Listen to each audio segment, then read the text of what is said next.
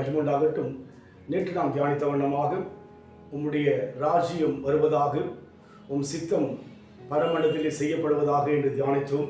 இந்த வழியில் கூட தியானிக்கும்படியாக அப்போஸ்தலனாகிய பவுல் ரோமருக்கு எழுதின 12ஆம் நிருபம் 2ஆம் வசனம், நீங்கள் இந்த பிரபஞ்சத்திற்கு ஒத்த வேஷம் தெரியாமல் தேவனுடைய நன்மையும் பிரியமும் பரிபூர்ணமான சித்தம் என்னதென்று பகுத்தறியத்தக்கதாக உங்கள் மனம் புதிதாக இருந்தனாலே மறுரூபமாக என்று சொல்லி பார்க்கிறோம்.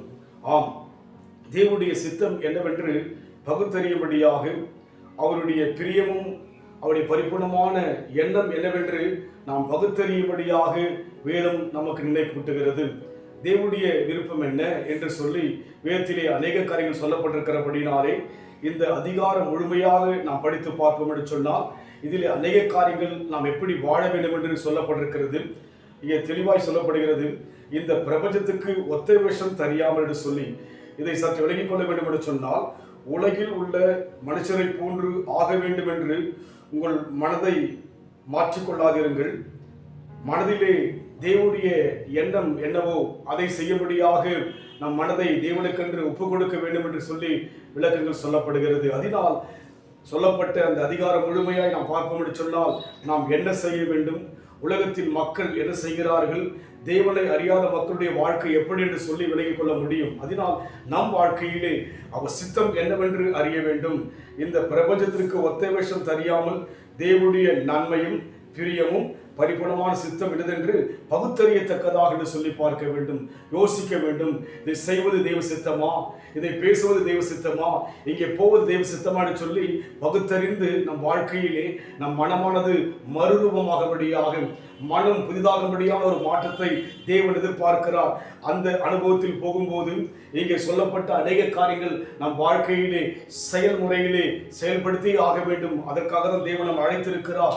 நாம் அந்த அனுபவத்தில் போக நம்ம ஒப்புக் கொடுப்போம். நம்முடைய மனமானது மறுரூபமாகும்படியாக, நம்முடைய தன்மைகள் மாற்றம் அடையும்படியாக, தேவனுடைய சமூகத்திலே பிரியமுள்ள ஒரு பாத்திரமாய் வாழும்படியாக நம் வாழ்க்கை இருக்கவே தேவன் அழைத்திருக்கிறார். அந்த அனுபவம் தான் நம் வாழ்க்கை அனைவருக்கு பிரயோஜனமாக இருக்கும். அந்த அனுபவத்தில் போக நம்ம ஒப்புக் கொடுப்போம்.